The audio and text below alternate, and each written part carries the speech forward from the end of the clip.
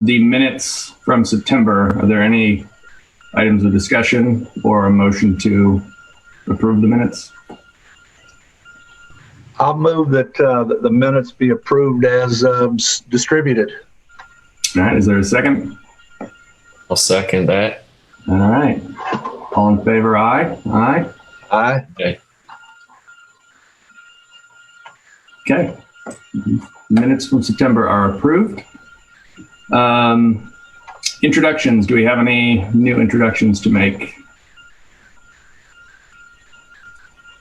I don't believe so. Let's jump into old business. Terry, I assume COVID-19 closure and reopening? Yes, I'll go into a little more detail in my staff report, under Arts West new items.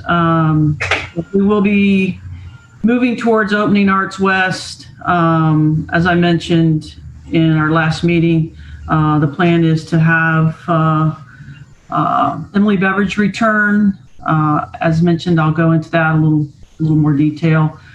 We have some new classes that we're offering. As far as reopening the senior center, I don't have any new information there. Let's see, what else have we opened? Really moving towards opening Arts West and offering a few new classes at the facility, at the community center, actually. But again, following the health department's guidelines, as well as what the governor dictates as far as what we can and can't do as far as reopening. That's all I have there. So next on the agenda is our board responsibilities and assessment. As we were talking earlier, I compiled and just sent out, I think the three of us, our responses, tried to get them in as neatly as I could into that document with that feedback. And Alan will have to figure out how to incorporate your feedback as well and just get that done. In my quick review of it, number one, I didn't think there was anything too surprising. I think that kind of aligned with things that we already probably knew. And mostly as it relates to the self-assessment document, I think in a lot of ways it emphasizes some of the things we're talking about with board responsibilities and structure and kind of creating a bit of an annual calendar. Because I think the feedback that I've seen is really pointing out that we have a need for that. We haven't, I know my time on the board has been, and it's in here from a couple comments, it's a bit of a learn as you go kind of thing. You get on the board and you observe for a little while and figure out how things work. And I think we can be doing a lot more to kind of onboard new board members, provide clarity around the structure of the roles and responsibilities, and have folks start off from a stronger position when they join the board. So I think that's part of what came out just in, again, over my quick review. I thought it was interesting, the use of meeting time as well. There's a couple comments around, I've thought this as well, as our meeting time technically is 5:30 to 6:30. It's very rare that we actually end at 6:30, and that either we need to restructure or consider the content of our meetings to fit that time frame, or just acknowledge that maybe 5:30 to 7 is the block of time that we dedicate to the meetings, and try to be a little bit more structured with that. So did anybody, I know I just sent this out for the compiled version, but was there anything in particular the board members had that they wanted to address related to that assessment? Mark, I agree wholeheartedly with two things that you said. The part about bringing people on board, whether that's a training session, orientation session, I think part of it would help if we could hand somebody a document. And I saw someone check a week, and I know I did when I did this. I checked week in this category too. The history of the organization. It's tough to join an organization without knowing what transpired last year, 5 years ago, 10 years ago, because so many of those things shape where we are today and offer a good justification or explanation for what we do and how we do it. The second thing I would agree with is I think looking at possibly 5:30 to 7 o'clock for our meeting, because rarely do we get done at 6:30. And I think sometimes there's this important information that we kind of skip over near the end of a meeting, trying to hit that 6:30 time, and then sometimes we never get around to that. So, it's an extra half hour, but over the course of a 12-month year, that's really only 6 more hours. And I think if we're very conscious of how we structure our annual retreat, that would be time well spent.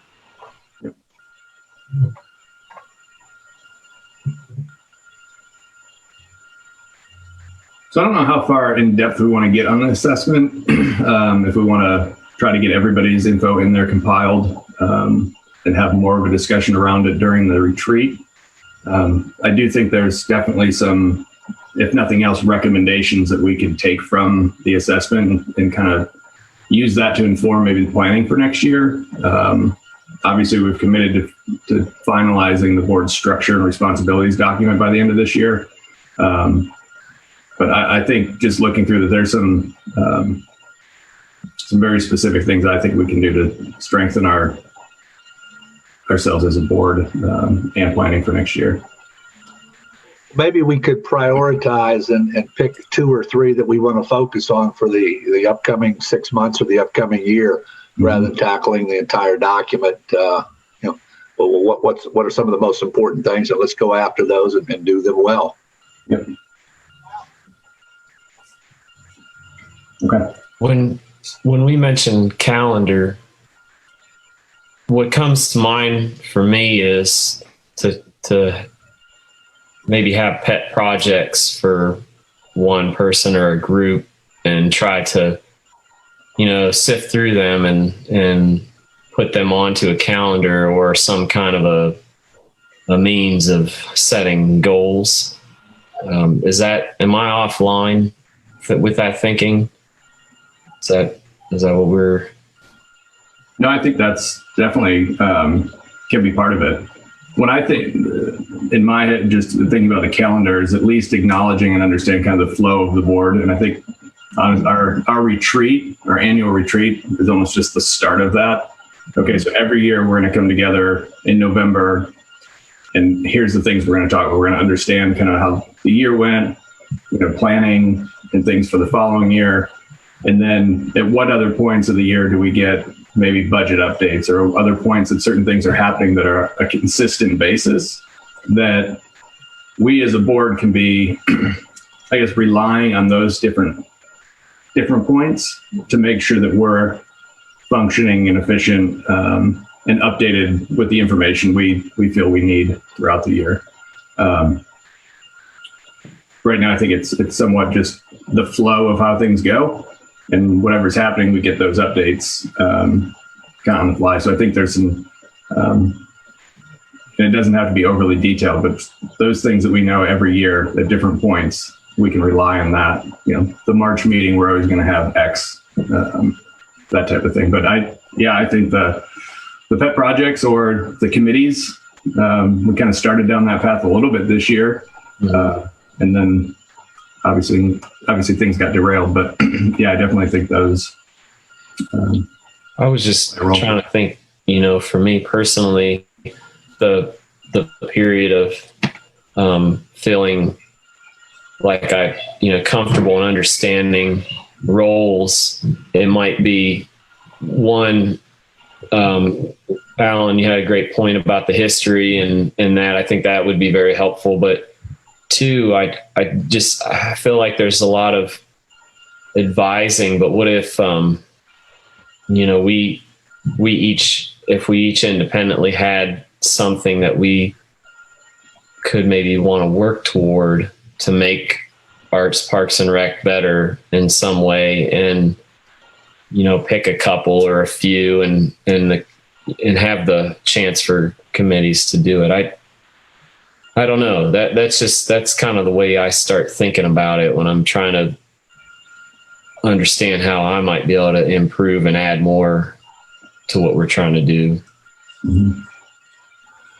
And I think you make a great point. I think each of the 6 members of this this committee have 2 things. Well, they have more than 2 things, but 2 things in particular germane to what you just brought up. Number one, they have interests. And I think it's a lot easier to put time and effort into something that you're interested in. Not that you ignore the other, but if you like to cook, you might like to cook a lot. The second part is, in addition to interest, is what you're good at.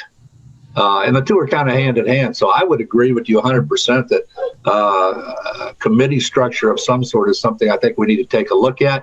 I do think, though, and Terry, you probably would be the point person on this, we need to make sure, unfortunately, but we are a quasi-governmental body. For some reason, my invitation just came. I apologize. Welcome.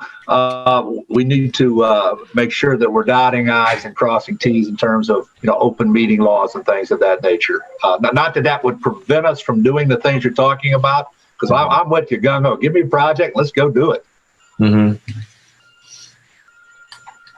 Yeah, I think to that point, and a lot of the feedback, I think the members of the board are interested in finding additional ways, maybe stronger ways to contribute.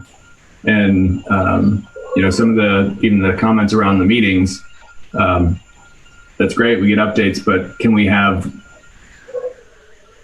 deeper discussion, or can we actually? And I, of course, have another meeting at 6:30 again. So I'm really sorry I'm late.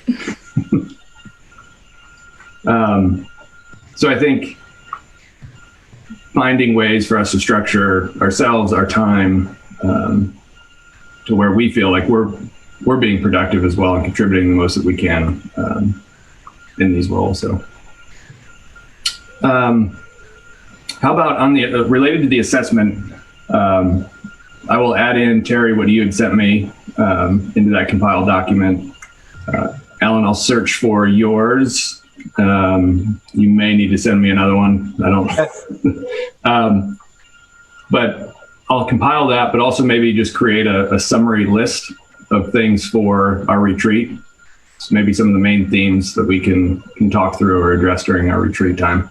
Does that sound reasonable as the next steps? Yep. Okay. So the other, Terry, did you have more?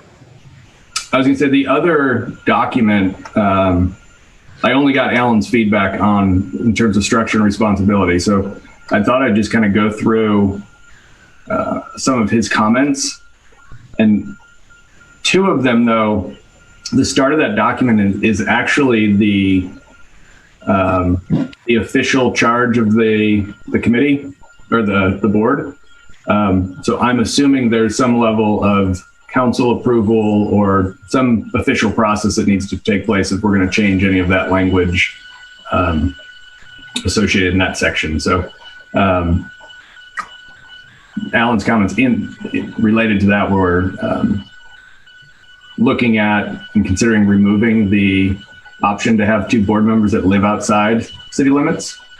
Making recommendations that often involve citizen tax dollars and those who don't live in Athens and don't pay those taxes unless they work in the city. And then one I think was a somewhat minor clarification on the full voting membership present in terms of quorum and having official action taken. So, but those, like I said, I think would require some level of and more official process to actually change that language.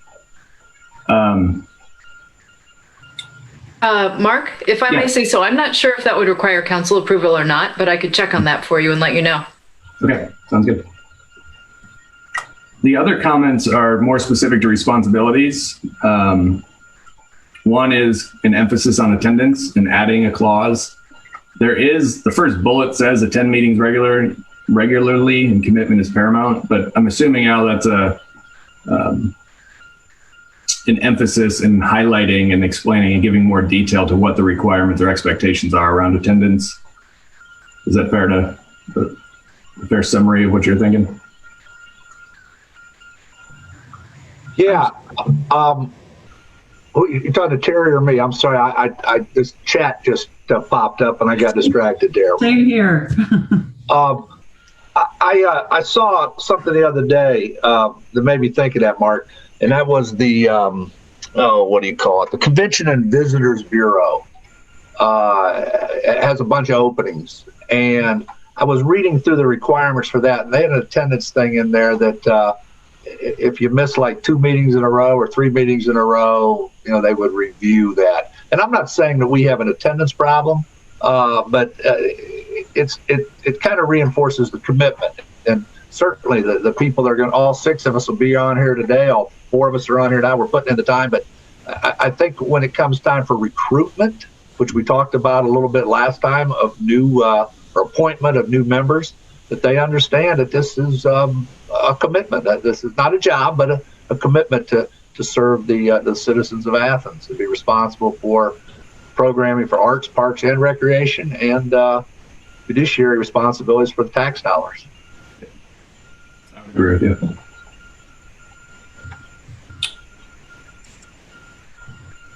And then another comment was just emphasizing, and I think this is the bullet that you're referring to: resist political, personal, and special interest pressures. Yeah. Yep. That's pretty self-explanatory. Yep. And that's difficult to do. Both business interests and personal association interests. Mm-hmm. So, and it's something we just all need to remind ourselves of, that, yes, and Beth probably can speak to this better than anyone because she is an elected official, and I know she's bombarded with phone calls and emails and stopping on the street, and before COVID, coffee invitations. And it's a tough, in fact, I bothered her for 2.5 hours once before we got shut down. But is it for the good of the order or for the good of the individual? And sometimes we have to listen very closely and do the latter, or excuse me, the good of the former, the good of the whole. And then the last one, I believe, was we don't have anything in there about process of selecting a board chair. And Alan pointed out to me, with my term ending, that might be a good discussion for the group to have on how that process goes moving forward. Alan, was there a particular process you had in mind that you'd like to recommend, or just an acknowledgement that we need to set one? Since we have a quorum today, I would move that you continue for another year as chairperson. No, I think that's something we should talk about at the retreat when everybody's there. Yeah. Okay. Yeah. Perfect.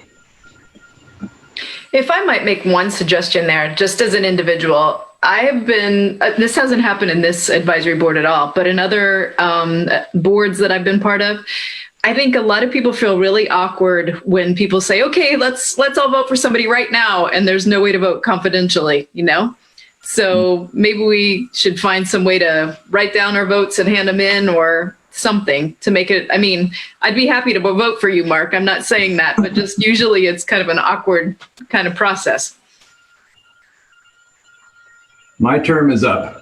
Yeah. Okay, fair enough. Yeah. As well, but I'm just saying, I'm not saying that about anyone in particular or even this group in particular, but that's been my experience in other organizations. And I think it's a good thing to kind of avoid, and to provide confidentiality. But that's just my 2 cents.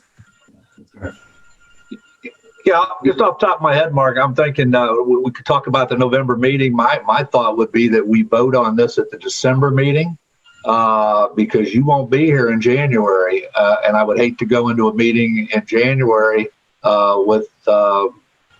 without a chair. The second part of that is that would also give the incoming person, whomever that might be, an opportunity either by phone, email, or whatever to chat with you prior to your leaving the committee to get some pointers on do's and don'ts and insight and things you learned and can pass on to the next person.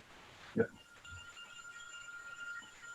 All right, we'll add that process to the retreat, which is a good segue. Was there anything else from either of those documents that anybody wanted to add or bring up?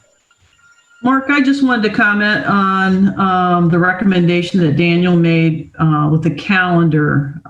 As we move through that and think about that, if there's something on our end as a department that we could provide quarterly, I've tried to invite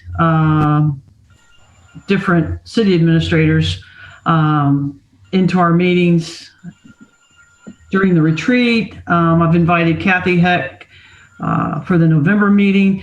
But if we could look at that calendar and determine the best time that the board would like to see certain information brought forward, whether it's brought forward from me quarterly, or if it is inviting other city officials, that would be helpful. Okay. Hi, Brandon. Hey, Brandon. Sorry I'm late. I had another meeting, but I'm here. Glad to hear. So let's transition to board retreat. Have we officially finalized November 20th? That's the Thursday of our regularly scheduled board meeting, or is that the 19th? Actually, our regular schedule is the 19th. Okay. And 20th is a Friday. So actually, were we talking, I think our minutes, we had talked about the 20th, but I also think we kind of adjusted to extend time on the 19th, if I'm recalling correctly. That's what I remember. The adjusted time on the 19th. And one of the things we talked about, Daniel being the only one here with school-age children, starting at a time, I think, did you say 4:00, Daniel, would allow you to wrap up the school day with your children? Yeah, that would work.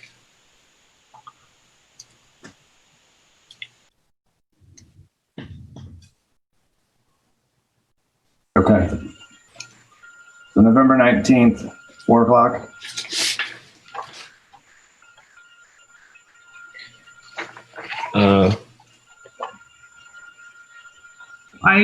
I feel fairly certain that I'll be somewhat recuperated, but I'm having knee surgery on the 10th. That's 9 days later. So I feel like I'll be in good shape. Just wanted to let everyone know that. I should be off the pain meds by then, I'll say that. I just went to check my calendar, and I don't know if this is relevant, but I have an all-day commitment on the 20th. Just to be difficult. Well, we're talking the 19th. You are, excuse me. Okay, I was going to get my calendar. I also have an all-day commitment on the 19th. It's a 3-day thing, actually. Are we talking the evening or the daytime? 4:00. Yeah, so in my notes from last month, I have the 19th. We had 4:30 to 8:30. That was Okay. kind of the tentative. But Okay, yeah, that's on my calendar as well. So if that's still the plan, I could still do that. I mean, 4 could be okay, so if that was better. 4:30 would be better for me. At 4:00, I might be a little brain dead from an all-day webinar, but I could be there. That's right. Sounds like 4:30 works. If that's where we were last time too, I think that's good. Yep. Okay. I get off work at 4, but I think I could do either. So that would work for me.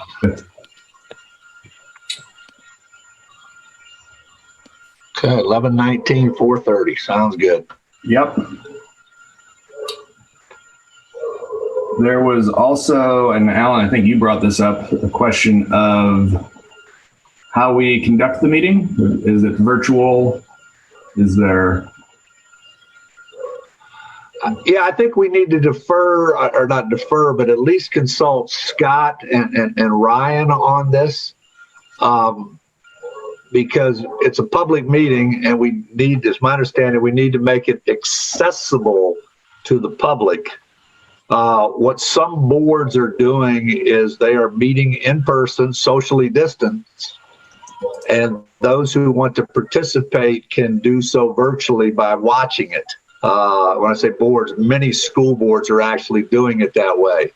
But I vaguely recall either Scott or Ryan saying something about a 10-person rule and all of that. So, I'm sorry. Are you talking about a retreat? yes. Will you be conducting official board business other than training or anything? Yes. Well, then I would think it would be open to the public. I would defer to Patty maybe for some guidance on this from the mayor's office, just to to square that away. I'll take care of that. Thanks, Scott. You're welcome. I'll follow up with Patty and let you know what we're required to do. That's it. I'm sorry, go ahead, Terry. I don't know that, I'll just, for full disclosure, I don't know that we did that last year, or even had minutes from that meeting. It was in addition to our monthly meeting. That was the first time that we held it. But I'll be sure that we comply. So that said, Terry, it might be a moot point though if the board isn't comfortable meeting in person. Mhm. Yeah. My suggestion is that, those that are comfortable, that we do that. I'm comfortable, and maybe those that aren't, we could have them join via Zoom.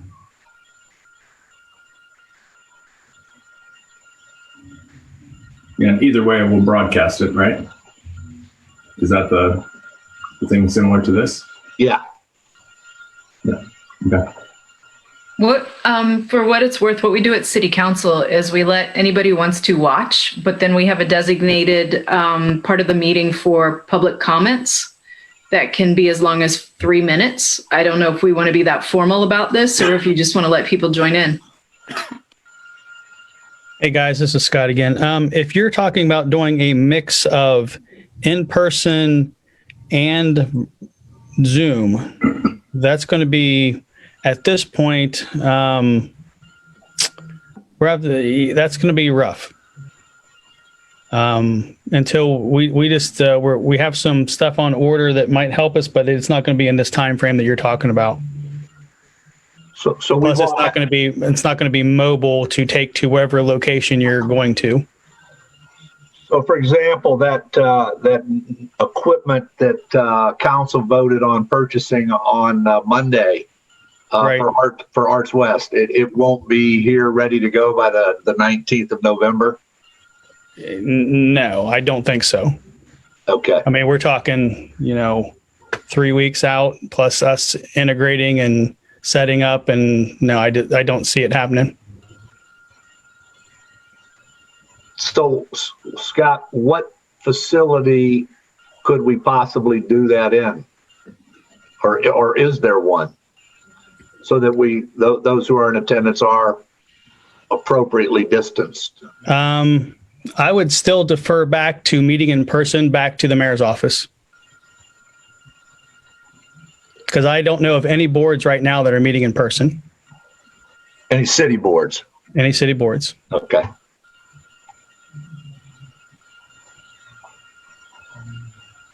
I'll check with Patty tomorrow and try and determine what maybe some of our options are or might be. I mean, and the other thing too, with this being a retreat, I'm not aware of any boards that have done a retreat and actually done official business. So that would need to be open to the public, and so that's something to talk about with Patty also. Will do, Scott. So, in terms of content, we had talked about revisiting mission vision of the department, current year progress, budget, hearing mayor's current priorities and council's goals, and then the discussion around our structure and operations as a board. One, is there anything missing from there? Two, what preparation is needed ahead of that meeting so that we can make the best use of that time. Particularly if we're going to be virtual or in this type of setting, it kind of limits some of the interaction and things that we might have typically done in person. So what preparation is needed either on my behalf or for us as a board so we can make the best use of that time. Mark, when you say structure and operation, would that include what Daniel had brought up earlier about committees? Mm-hmm. Okay. Yeah, I kind of think of that as that assessment, reviewing that, in a lot of ways planning kind of steps forward. Solidifying the structure of responsibilities and then talking about future goals and operations. So assuming that the discussion has taken place in City Hall, budget probably would be a good agenda item.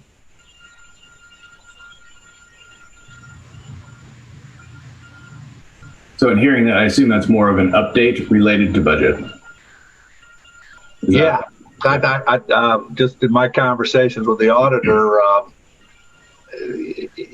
budget could very well dictate a lot of what happens in 2021 or what doesn't happen in 2021. So, as mentioned, I invited Kathy to the November meeting retreat, and with the intent that she'd have a pretty good idea. The last meeting the mayor attended, he suggested that we meet in November because there would be, we'd have a more clear idea of what we're looking at for 2021. I can tell you that in the last department head meeting, and actually we're starting to get some of our operational budget items to work on, which I have a meeting on Tuesday to work on some of those things. But the direction has been that as far as capital items, we're not putting those in next year. But again, I have a department head meeting on Monday. I'll probably find out a little more about that. I do have some questions about that because and I'll talk about that more. I was going to talk about that more in November, moving forward with the master plan, which would be a capital item. But that's kind of where the city's at as far as capital items and budget. Personnel, I don't know. Operationally, I'm going to move forward and put in what I think we need, make reference to what we did last year and prior years, and make the best recommendation I can as far as what we need. But there's been no conversation as far as really what that looks like. I was hoping that with Kathy attending one of our meetings or the retreat that, she'd be able to answer some of those questions.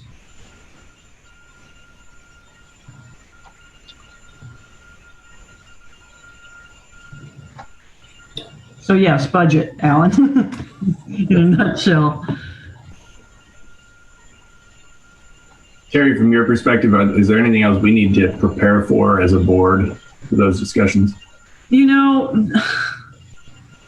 don't know how we'd frame it, but we could potentially be in COVID operation through the next year and what that looks like and what some of those challenges are.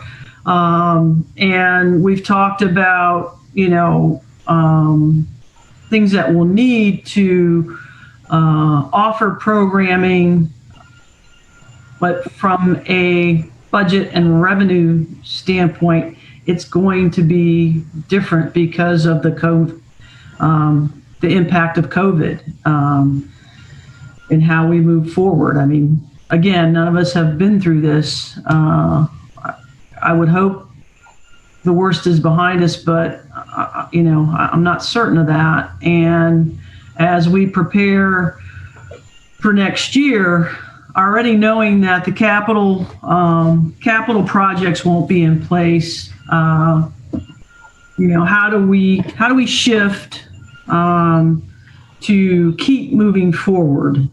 And again, I feel like the things that we can do are things like the master plan, where not only does that engage staff, city officials, advisory board members, it also will engage the community. So I think that's a huge project to have in place as we come through this in the next year and can work on. So that's something I'm thinking about as far as what we'll be working on next year. Okay. Anything else related to the retreat? I'll find out again as far as the format. Thanks, Scott, for pointing those things out, and I'll follow up as soon as I can. Likely reaching out to Patty first thing tomorrow. Mm-hmm. I missed this. Will the format be like what we did last year, pretty much, or is it going to be different this year? I know with COVID, that's part of it, but is that what the board? I don't know if I missed that part or not. So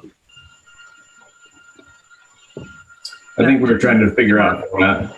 Yeah. Okay. Terry, do you plan on inviting staff? I know that was part of it last year where we were able to. I forget who commented last meeting that they really enjoyed having staff there. And I know that staff really enjoyed the opportunity to meet with board members as well. If we are, which we will be, it's likely going to be group of 10 and under. So however that shakes down, but we will have to comply with that. I've talked with staff, briefly about it, and I don't know. I mean, how could we mix that up so we could include everyone? I think the information I get back from Patty tomorrow will kind of dictate some of that. Okay.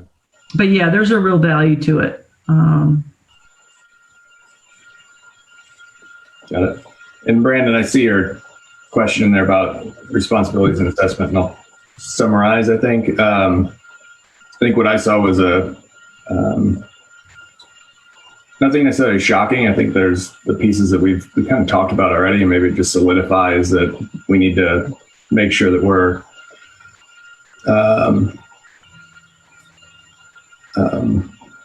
what's the word I'm looking for? Drawing a blank in the word, but basically building our structure and our responsibilities with clarity, making sure that we touched on meeting time, and all of us really wanting to find ways that we can contribute more, or maybe contribute more effectively. And I think through the comments of that, I think it kind of reiterates some of what we've been talking to. So I think it does give us an opportunity to hone in on some of those specific pieces and create some action items to address them and move forward. Alan and Terry's responses weren't in what I just sent out for the compiled version. So I'll work to get those in there. And then I'm also going to take and try to summarize just what I think are some themes out of it so that we can tackle those during our retreat. There's other board members want to chime in if I missed anything in that brief summary to it. Okay. All righty. Moving on to new business is Arts West update. So I'm noticing a question in the chat, something that I can respond to. Do you want me to hold that until the end, or can I go ahead and respond to that? I was holding it, but you can go ahead and respond to it now. It's fine. Okay. So to respond to Cindy's question, I have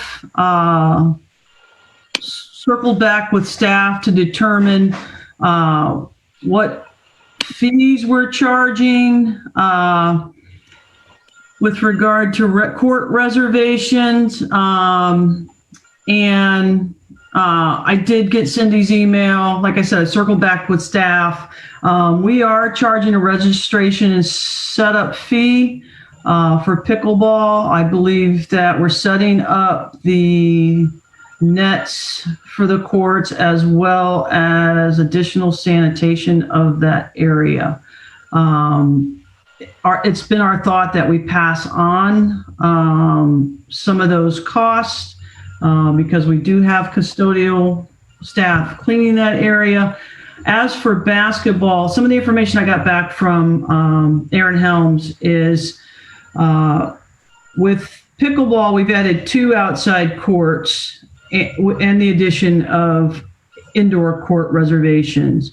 With basketball, we've taken away outdoor courts and we have indoor reservations. So that was some of the rationale there. We're revisiting it. We need to look at user fees and assessment, and do fee assessment across the board. I'll talk about that a little more.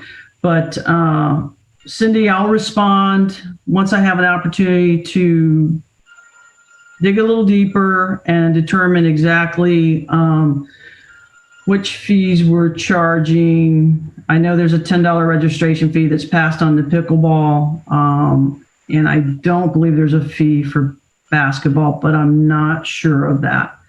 I will definitely check on that and follow up with you.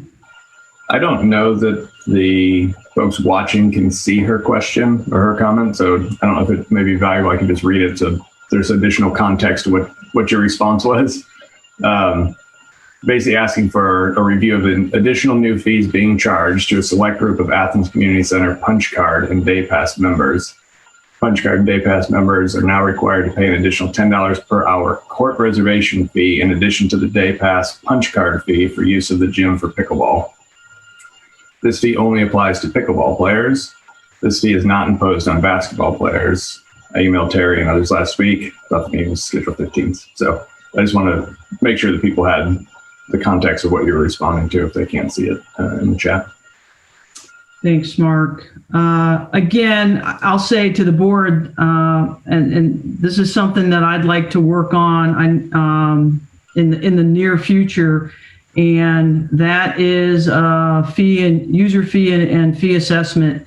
My past experience is that that's typically done at the beginning or at the end of the year, ready to go the first of the year, and it's gone to council at other agencies that I've worked on. It can be for 1 year, it can be for 3 years. But as I've taken a deeper dive into Arts West and now looking at fees at the community center, I did reach out to Andrew Chicky to find out what the past practices have been as far as any fee schedules and fee changes, and if that in the past, if that's gone to council to have them bless that. So I am having the conversation with city administration to determine what their preference is and how we handle it. In the past, fees have just been assessed in the department and with good justification, without any need for city administrators or council to approve. I personally would like to see us go a different direction and have those fees approved and maybe reassessed, not necessarily annually, but every 3 years, and have a fee schedule in place. Mm-hmm.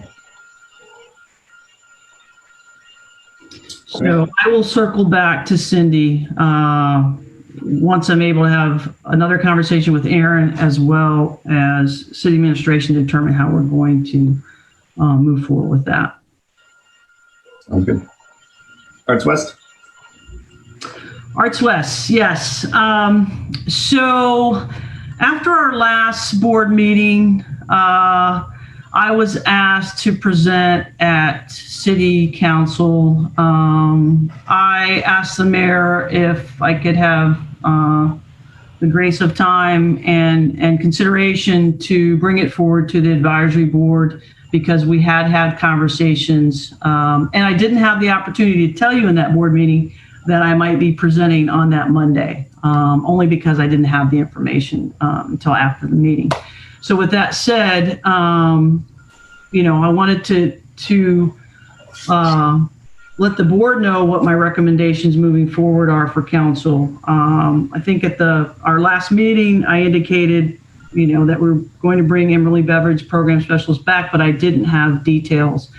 I have since started to work through that in preparation for my report to council with my recommendations. That will take place on Monday, October 26th. So with that said, my recommendations is that we bring Emily Beveridge, rehire from temporary layoff status, back to work. My thought is in a part-time status through January 5th. Bringing her back on November 2nd. With that said, if the workload, if it's evident that there's a full-time workload, to make the recommendation to bring her back in full-time status prior to January 5th. I'd like to have the opportunity to have that conversation with her. I've outlined what I see as some of the responsibilities. This is all in connection and contingent on the mayor's commitment of fiber to Arts West, which is full go. David Dudding is working on that.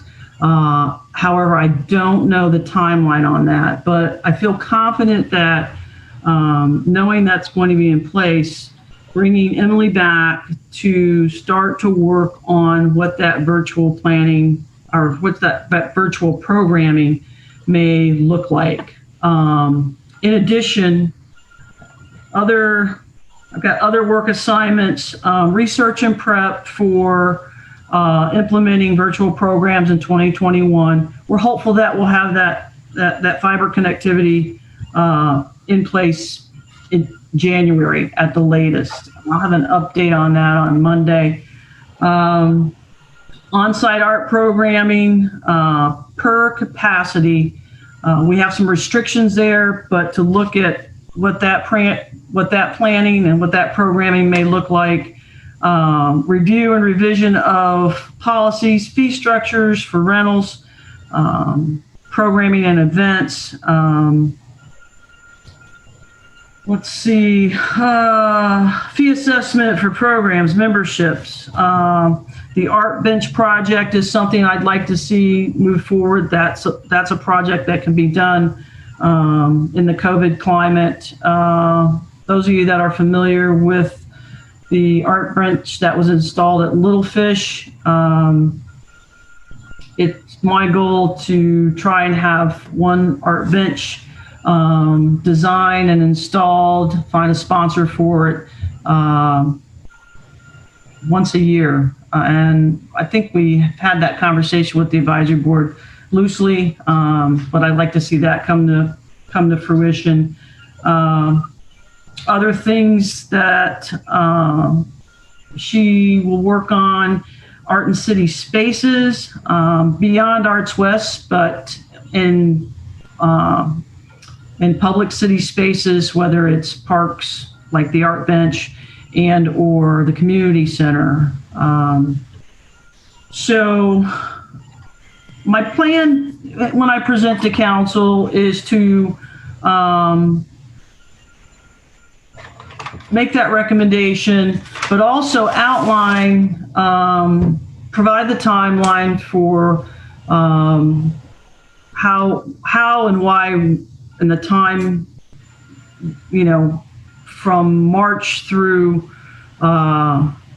October, the end of October, how we got here, and then how we're moving out of it. Some of the information, I think, I want to give them more of a comprehensive picture of how things unfolded. We opened the community center on June 15th, but that was at the direction of Governor DeWine's Restart Ohio. We didn't get the direction from the governor to open performance spaces until late August. I think it was August 25th. So just to kind of to frame that and how we've moved through that, also provide them with information on the past projects from 2017, 2018 through 2020, what we have done at Arts West. We've made some significant investments in the renovation. We added the outdoor ramp. We've painted. We've put flooring in. And then the commitment moving forward in 2020 with the CARES Act money and other projects we have going on. So just to reiterate, what our commitment is to the arts. And, as I've reviewed and looked at it, we've made some significant improvements at Arts West in a short period of time that haven't, more so than's been done in the last 15 years. I'll just say that. So the commitment's there on my end to continue with those projects and move the CARES Act project for fiber, as well as to provide direction to the program specialists for programming and that support as well. What I'd like to know is what the board may want me to present on, or if there's anything you'd like to see me address or provide counsel with.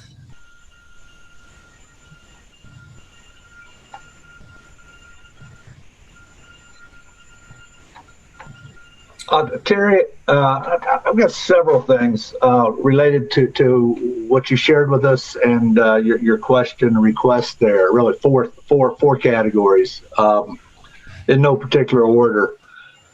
You mentioned part-time, and part-time obviously has to do with the original reason for furloughing the position, and that was a lack of work. In talking to venue managers in the area, there's basically nothing going on in anybody's venue. I think it's great that we are going to be able to get the streaming capabilities out of Arts West. However, even those who have streaming capabilities, they're not doing any streaming. Any streaming that's being done in association with those places is in conjunction with somebody else. For example, I believe it's next week, Memorial Auditorium is going to be doing a streaming event using, oh boy, Brandon, help me out. What's the streaming platform that begins with a T? Twitch. Twitch, yes, through Twitch. But it's nothing that Memorial Auditorium is putting on. There is no charge for it. There is no revenue for it. So I think the work part of this is going to be a challenge. I'm not saying it can't be done, but there's going to have to be some real beating of the bushes to find programming out of Arts West to take advantage of the new streaming capabilities. And to that end, and I know it's not going to happen overnight, but I would like, as part of the staff reports, either at the November meeting or at the December meeting, an update as to what success we have had in identifying and hopefully people signing contracts to do that sort of thing. All of that's predicated on the second reason for the furlough, and that was budget. And I'm going to share a document with her through the share screen function of Zoom for everybody rather than reading a bunch of numbers to you. So this is my first time doing this. Let's see how it goes. All of these numbers are numbers that I was able to get and have verified by the auditor. And as you can see at the top, these are for the years 2019, 2018, and 2017. There's no need to even talk about 2020. Those numbers were just crazy as can be. These are all revenue numbers except the bottom line. These are all revenue numbers. And I think this is good for us to know, but also for the public to know that starting in 2017, but long before that, and he only did 3 years, the income tax allocation to Arts West, the arts, has gone from 60,732 up to 63,000. It's increased, and that is considered revenue. The major sources of revenue at Arts West are rentals, and you can see we're down a little bit in 2019. Grants have been fairly consistent, special events, adult programming, youth programming, and memberships. So if you take out the income tax and just take those things right there, that's only $45,000 in revenue that we're bringing in. So we're not bringing in a whole lot of revenue. The problem is, or not the problem, the net result is on the bottom line, when you take all the revenue we took in and all the expenses we paid out, we have been deficit spending for at least 3 years, and that deficit has grown. In 2017, 7,000, then it went to 21,000, and it went to 28,000. And if you go back to the September 28th City Council meeting, and I quote Kathy Heck, "The bottom line is the cost. When you're not bringing any money, we can't afford to keep the doors open or pay people. We don't have the money right now in recreation or the community center to just keep doing things without bringing any revenue in." All of that's a long way of saying when we open the doors, we're really, really going to have to focus on revenue. And two of the things that relate to that, you've touched on, Terry, and I agree with 100%. One is rental fees, and secondly is membership costs and benefits. I don't know if any of you have seen the brochure we have for membership to Arts West. It's a single sheet that looks like this. But folks, we are giving away that facility. Not to pick on Mark, but Mark, if Mark was running the recreation department at Ohio University like this, he'd be bankrupt.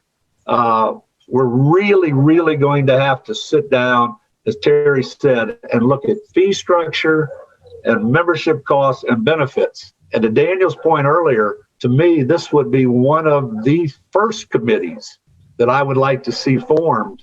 And I'll actually volunteer to be a member of it. One, I have an interest in it. And two, I have some expertise in it, because in my former job for 10 years, I was responsible for a $20 million budget for a unit of our company. And we're talking 140,000 here, not $20 million. I think Terry's plan is a good one, but I think there's some caveats to it. There are some checkpoints, there are some measurement points, and I'm not sure that we've had those checkpoints and measurements points in the past. And it behooves us, if we're bringing the specialist back, to make sure that we are giving her the guidance and support so that she can succeed. Because the last thing we want to do is be sitting here in January or February and saying, okay, this hasn't worked, we're going to have to furlough you again. That's something I don't think we really want to do. So I apologize for the length of that statement, but I've done a lot of research with the auditor's help and with Terry's help in digging through some records. And those are the numbers and those are the challenges that I think face us.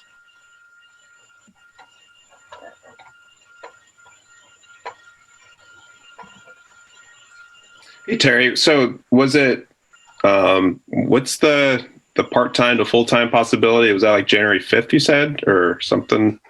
So my thought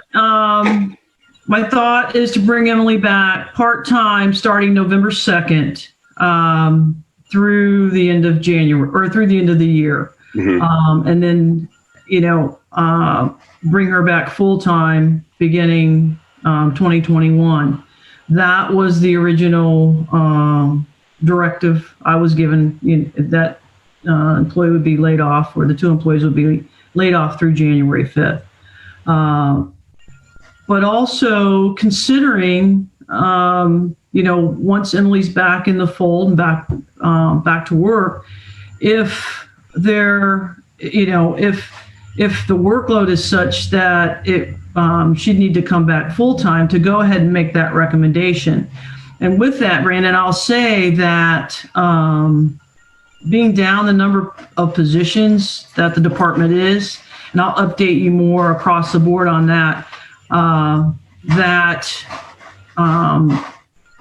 it will likely require that Emily work across program areas. Right now, I have a program specialist that's covering the child care piece as well. So as lean as we are, it's going to be necessary that we work across program areas and continue to work together as a team. So that may mean that there's an element of programming or filling in that'll need to be done by Emily at the community center. We currently have new dance classes that I would like to see offered east and west. I'll say that our former model for Arts West has been that arts happens at Arts West. I'd like to see us move forward and be able to offer arts programming at all of our facilities in our parks. So, but I want Emily to be a part of that conversation too. So I think the first step is including her in the conversation as what the model looks like moving forward, and department-wise, support-wise, where she can support the department across the board. Because we are still down a program specialist position as well as several other positions. And it's been necessary that I'm working on youth basketball for January.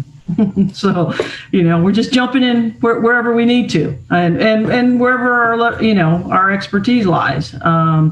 But there's no reason that we can't have art programs at the community center and start looking at just how we expand our art programming with a focal point at Arts West, because that is the performance space and where it's happened, historically. But looking at how we expand those programs and even the potential revenue in other spaces. Getting as creative as we can. What does art look like in our in our parks? I mentioned the art bench program, but I think there's a possibility to have a First Friday art walk and partner with businesses, and so I've got some ideas.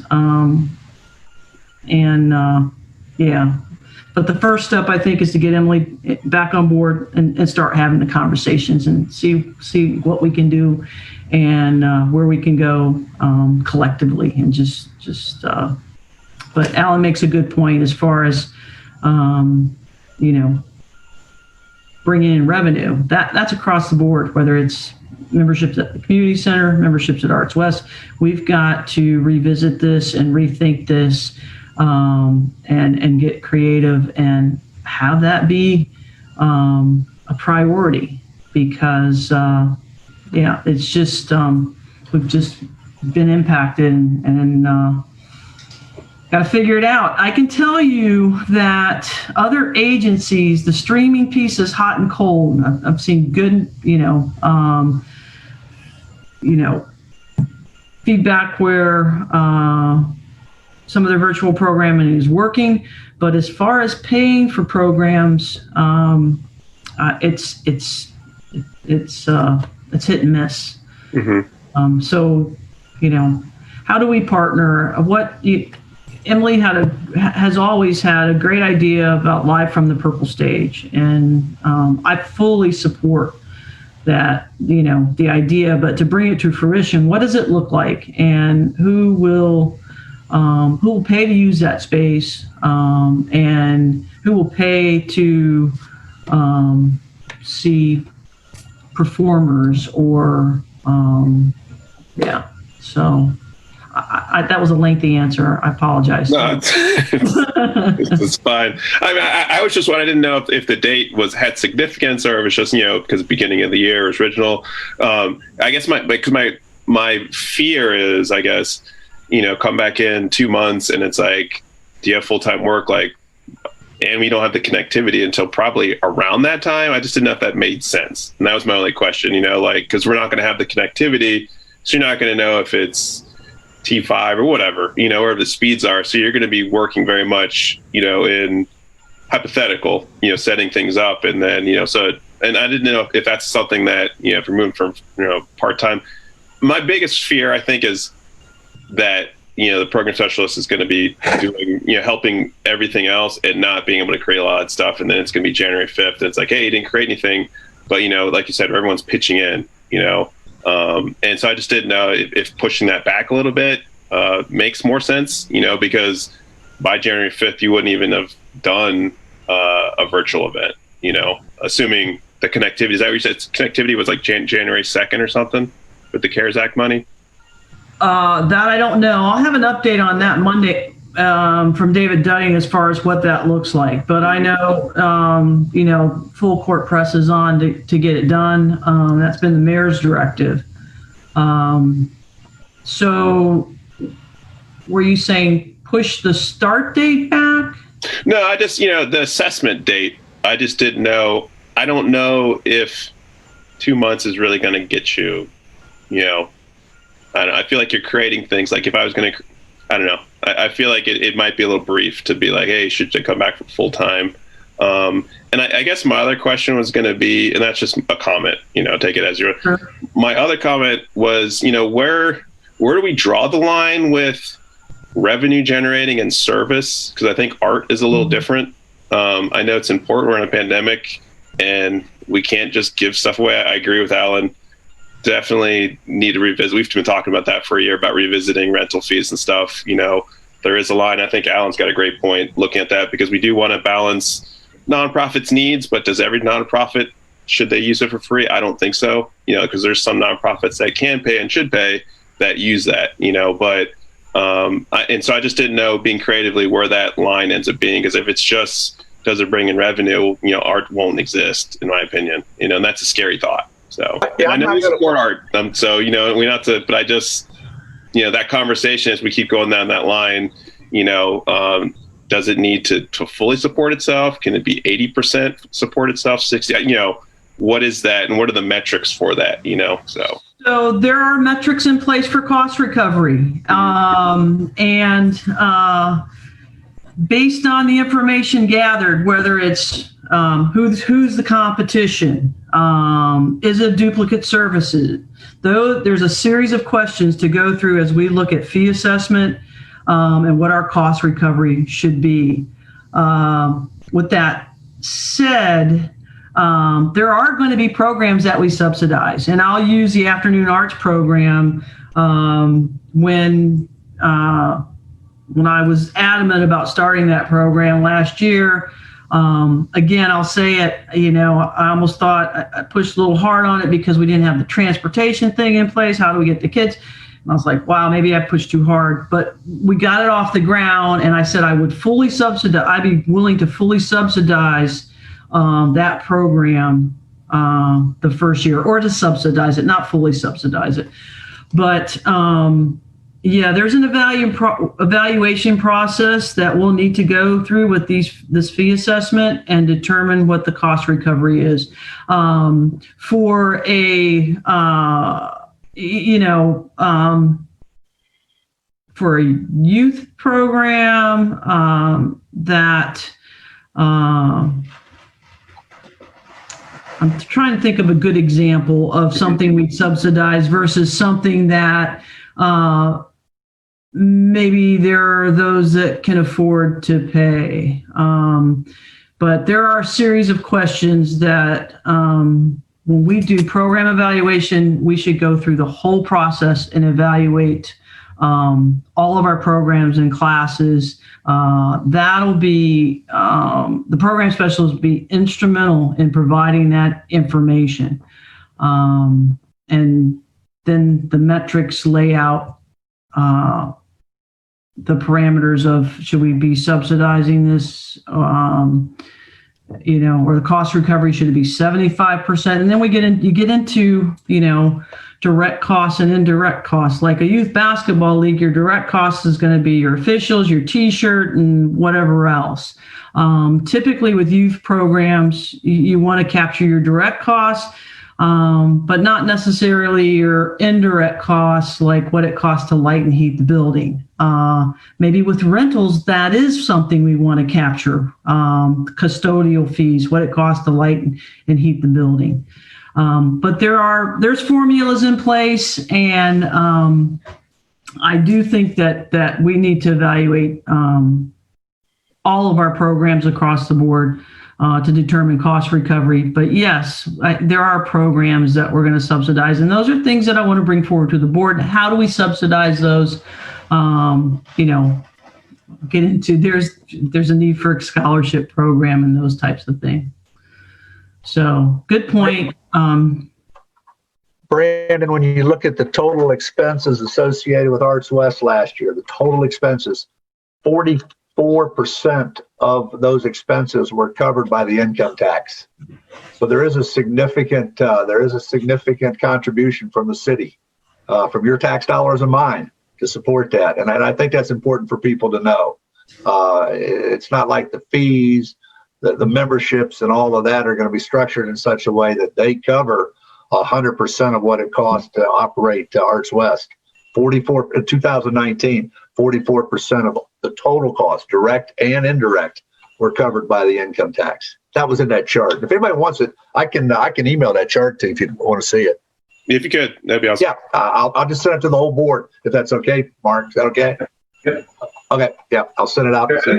Piggybacking on kind of what Brandon was talking about, and since Al, you shared that spreadsheet, I think that's my line in thinking on this is, and I don't know if this is something you can share more at the retreat on, but just philosophically, where you are, even without this fee evaluation and some of that deeper research, when you're making decisions or looking at your budget through Arts West, the community center, all these different pieces, where are you comfortable having deficits? Where are you philosophically?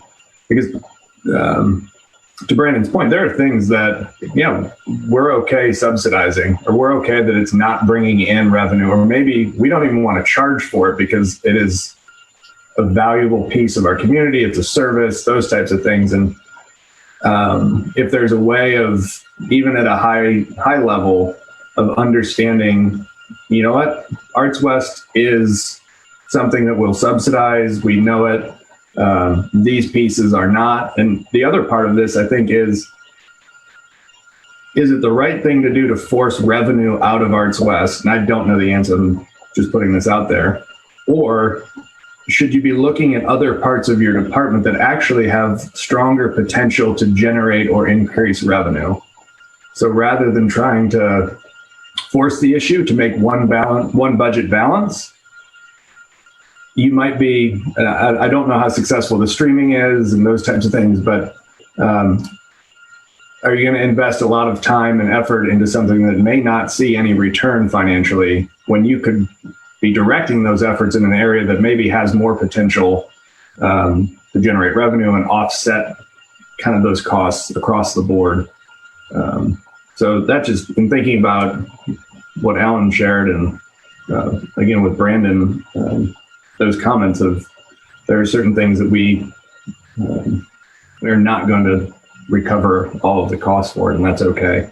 But philosophically, I don't know kind of where you're at, or where the department's at, in looking at the budget to support those things. So I don't know if that's something that there could be additional context when we talk about budget at the retreat as well. Sure. And I'll just say on that note that I have a strong social equity lens and just trying to recognize where the barriers are and how we're offering programs and who can afford them and who can't afford them. I do think it's necessary to do the fee assessment, but also in looking at have we made our best effort? I can tell you that I think we could do a better job with sponsorship. I think we could do a better job with grants. So before we jump to, oh, we're going to subsidize this, I really think that we need to look at what opportunities are there to help enhance our programs, and that is through sponsorship.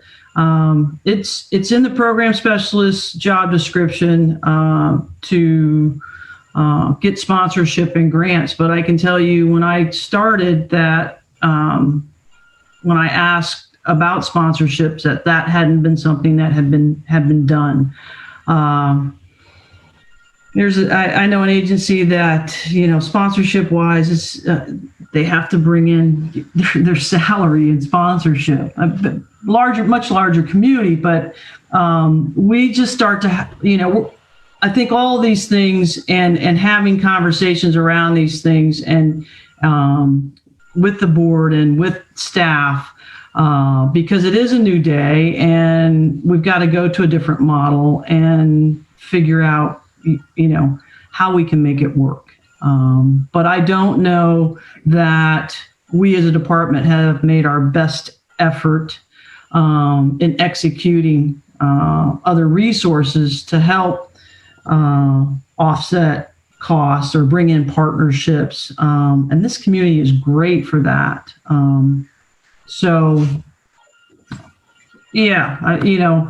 We're in the situation we're in, but it's making us think a little differently and it's forcing them to have the conversations that we probably, need to have as far as what we're going to have to do and how creative we're going to have to get. But again,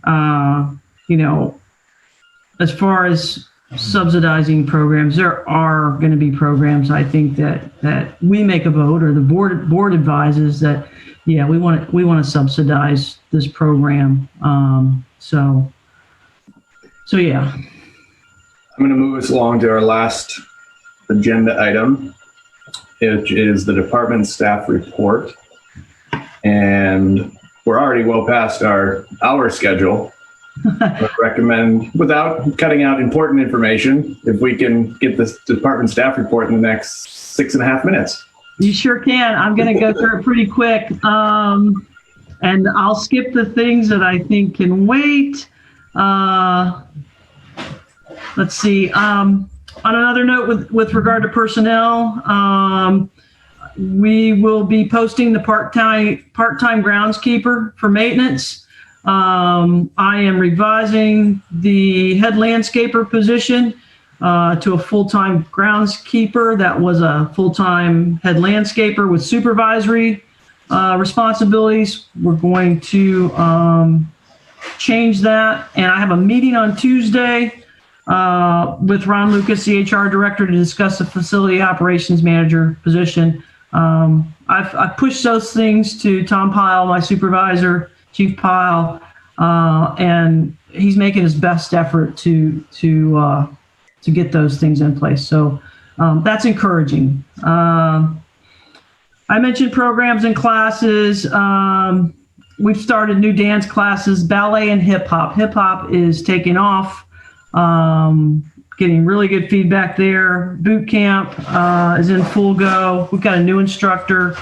And I'll just say, we lost a number of instructors that just weren't comfortable coming back. And that was at Arts West as well as the community center. So we're starting to slowly put the pieces we can in place there. Our Start Smart programs are, we just completed soccer. That went very well. That was full. Football has one more week. That's been well received. We'll move into basketball. Spoken and Heard event. That was an Arts West event, or an event headed up with Carrie Gunter Seymour. We've added a November date and a December date, thanks to Scott and Ryan on that. Projects, the Storybook Trail's in place. We recently planted a memorial tree at the community center for Ted Rose. Reber Dunkel and Brandon Stadler instrumental in that. There'll be a dedication in the spring. So I'll keep you posted on that. We talked about budget. Parade in Place, Honey for the Heart. We are partnering with Passion Works, and they will be hosting that at West State Street Park. So we're going to support that event in every way we can. I feel like, Patty Mitchell and Passion Works did a great job with the Parade in Place at the Zinner House. And so I feel like it'll be a good thing for the community offering that at West State Street Park. I think that's it. No, if anyone has any other questions? 5.5 minutes, Mark. I like Time to spare. Alan, you unmuted. Did you have anything? No, I was just getting ready to move that we adjourn. All right. Well, real quick, Alan, I think you need to resend me your assessment. I don't know that I have that, but I'll I'll compile that, send out summary and some themes ahead of our retreat, as well as maybe take a stab at some of the edits that Alan recommended to the board structure and responsibilities, so we can be prepared for that for the retreat. And then Terry, just as a side note, maybe we can set aside some time in the next week or two just to talk about retreat agenda and kind of how that may flow, especially after you get more details on the structure of how we might do that. And then I just want to acknowledge Cindy's comment in the chat, asking that we post meeting notices in advance on the website more than 24 hours. Also post in advance as much as possible if the meeting date and time changed from the regular third Thursday schedule. And I know we did that past month or two, so we will definitely take note of that and try to do a better job of communicating that out. But just wanted to acknowledge that as well. All right, without anything else, Alan, go for it. Enjoyed your company. I moved that we adjourn. I'll second. We're adjourned. All right. Thanks, everybody. Everyone. Thank you.